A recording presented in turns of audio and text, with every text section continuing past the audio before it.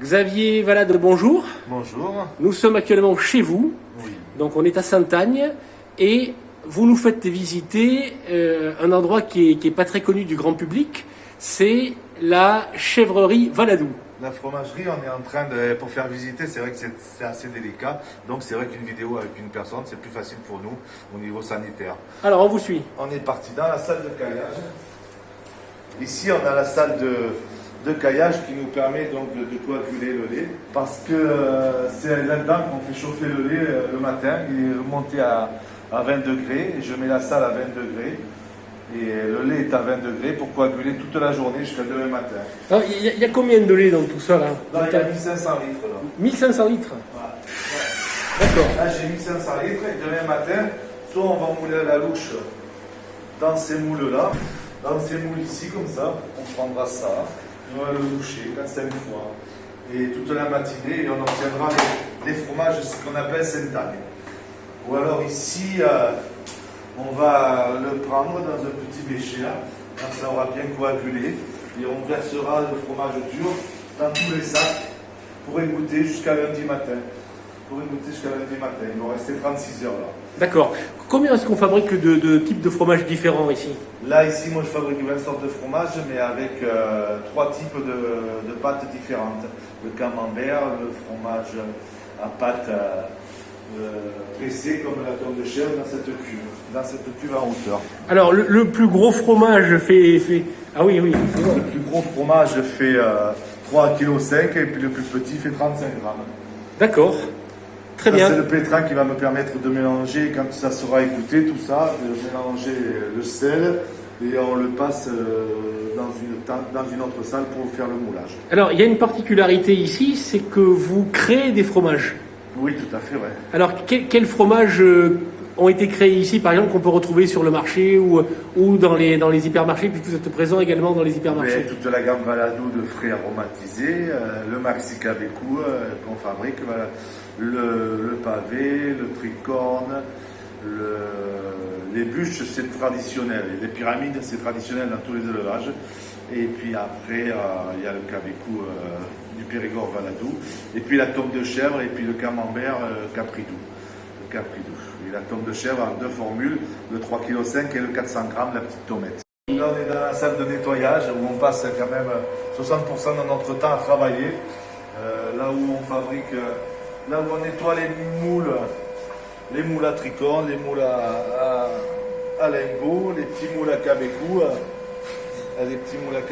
Puis le sel du Périgord, c'est un fromage en 3D qu'on fabrique pour les fêtes aussi. D'accord. Et après, on est toujours en train de nettoyer, désinfection et séchage. Et on repart sur du produit, le circuit en avant, avec le démarrage. Le pré-affinage, vas-y. Ok. Vas-y. J'allume. Ah, voilà donc. Alors, ça fait quoi ça? C'est des bûches de chèvre qu'on a juste démoulées, qu'on a sablées. D'accord. Et ça va s'affiner, ça va devenir gris bleuté en fonction de l'affinage. D'accord. Bon, là c'est les fameux cabecou. Là, ici, on a les fromages Sainte-Agne. Alors, qu'est-ce que c'est le Sainte-Agne, puisqu'on est à Sainte-Agne? Moulé à la louche, je peux éteindre le bruit. C'est un fromage moulé à la louche qui permet d'avoir un goût de chèvre un peu plus prononcé. C'est plus typé, c'est le fromage ancestral que j'ai montré tout à l'heure dans le moule. D'accord. Alors que tout cela, les bûches et les cabecous sont passés dans des sacs égouttés 36 heures et moulés après. C'est la différence entre le moulage, le tricorne, le pavé, juste moulé d'hier. Et cela ont été moulés tout hier et ça sera affiné dimanche pour le passer en cave beaucoup plus froid. D'accord. Ici on est sur une salle à 18 degrés. D'accord. Et on sèche. C'est comme un séchoir. D'accord. On enlève l'humidité du fromage et on laisse chaud pour pouvoir pousser la moisissure. Alors qu'après on peut le passer dans des caves beaucoup plus froides. Ok. Donc là, on arrive dans une autre cave. Cave de tombe de chèvre. D'accord. Ils sont frottés comme ça. Et là, on est à 12 degrés et à 95. On humidifie beaucoup. Ça, c'est la dernière phase du fromage? C'est C'est la dernière phase du fromage, mais du gros volume. Il n'y a D'accord. pas de pressé qu'on vend que en direct sur les marchés. D'accord. Ouais. Et après, ça c'est une cave beaucoup plus froide. Et là, j'ai une cave de notre fromage, des pâtes lactiques. Pâtes lactiques qui me permettent d'avoir Oui, là, une température beaucoup plus basse. Oui, là il fait plus frais, on le sent. Ouais. Là, il fait plus froid, mais on est encore sec. Ah oui, 9 degrés quoi. 9 degrés. On est à 9 degrés, mais c'est très bien pour l'été, parce que dehors il fait 25, 28. Et oui. Donc c'est très bien. Et là, on est un peu sec, mais tout doucement. Donc ça, c'est des fromages, mais qui étaient encore il y a quelques jours dans la première salle qu'on a vue. Tout à fait. Et cela, la première salle va passer ici dimanche matin. On va remplir tout ce camp et ça sera des fromages à vendre pour fin de semaine prochaine. Ok, parfait. Et donc là, on est dans la dernière phase des opérations, c'est ça? Oui, c'est le frigo avant la phase d'emballage. Donc là, la température est fraîche aussi, là? Là, on est à 2,5. Ah oui, d'accord, oui. On est à 2 à 2,5. Et on tombe dans... Ça, c'est la zone donc où on emballe pour avant d'aller vendre, quoi. Avant d'aller dans les magasins, avant d'expédier, tout à fait. Alors, si on veut trouver donc tout ça, il faut aller au marché de Bergerac et marché de la Lande. Marché en direct, et puis après, dans les supermarchés, on peut les emballer dans des boîtes individuelles, de cabécou par 3, de cabécou par 5, dans des cabécous par 3, dans les Oui, enfin bon, il y a divers emballages. Alors là, voilà, là on arrive. Ça, c'est le dernier frigo avant la livraison. Là. Le dernier frigo avant livraison, tout à fait. Bon, donc là, on a vu la fromagerie complète. Là. Tout à fait. Alors là, on est avec les c'est quoi? Ce sont des femelles, ça? Ah oui, c'est des chèvres laitières, ça. Il y en a 450 en 2 lots qui nous permet donc de faire notre lait de fromage tous les jours, 2 fois par jour. C'est combien de temps pour les traire, là? Il faut 2h30 le matin et 1h30, 2h le soir. Ouais, donc c'est un boulot de tous les jours. C'est un boulot il faut 3h le matin, 3h le soir. C'est sûr, rien que de soins et de traite, oui, tout à fait. C'est un métier où on peut avoir quand même un peu des loisirs ou des vacances? Ouais, c'est un peu plus dur quand même. C'est pas le but principal à rechercher dans un élevage.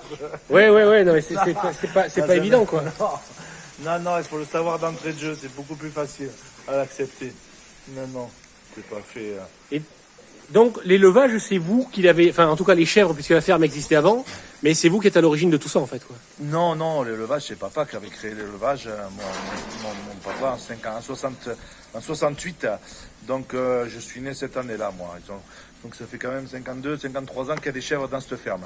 D'accord. Ouais, tout à fait. D'accord, oui, il y en a effectivement. Ouais. Je vais mettre là pour qu'on les voit un peu mieux. Ouais. Et c'est un élevage qui s'est agrandi au cours des années en fait. Beaucoup de générations qui travaillent. Et ouais. Et là, Jean-Luc est en train de donner de l'herbe là. D'accord.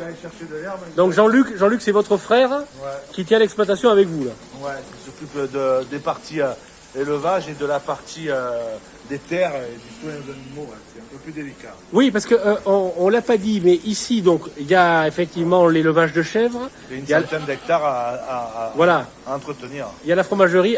Il y en a une qui essaie de manger mon sac derrière moi. Il y a 60 hectares de luzerne à couper 4 fois, 3-4 fois par an. Donc ça commence à faire pas mal de main d'œuvre. Alors, il y a quelque chose qui n'est pas forcément très connu du grand public, c'est l'appellation fromage fermier. Qu'est-ce que ça veut dire un fromage fermier? Le fromage fermier, c'est un fromage issu, produit et transformé sur le lieu de l'exploitation et vendu par le producteur. D'accord. Et c'est vrai que c'est assez draconien. Ouais. C'est à protéger parce que c'est la seule valeur qui prouve l'identité originelle du produit. D'accord, ok. Voilà, donc elles sont très câlines, les chèvres. Ça veut dire que si elles vous arrivent, ça veut dire que c'est bon signe, qu'elles sont pas malades, tu vois. Bon. Regarde-moi ça. Oui, elles ont pas l'air malheureuses. Ok. Alors, ça, on voit donc, c'est de l'herbe qui vient d'ici, c'est ça? Oui, bonjour. Qui a été coupée il y a un quart d'heure. Ouais, j'ai dû faire. C'est de l'herbe fraîche qui a été coupée il y a un quart d'heure. De la luzerne. De la belle luzerne. D'accord. Voilà. C'est quoi comme race de chèvre? Des alpines chamoisées. D'accord. C'est que des alpines chamoisées, ouais. Ça permet donc d'avoir C'était un choix de papa à l'origine. Soit il y a les salines blanches ou soit ça. Après, il y en a qui vont vous dire qu'elle fait plus de lait, d'autres plus de gras. Enfin, Bon, oui, il y a c'est toujours. pas très grave. C'est Ok. pas très grave.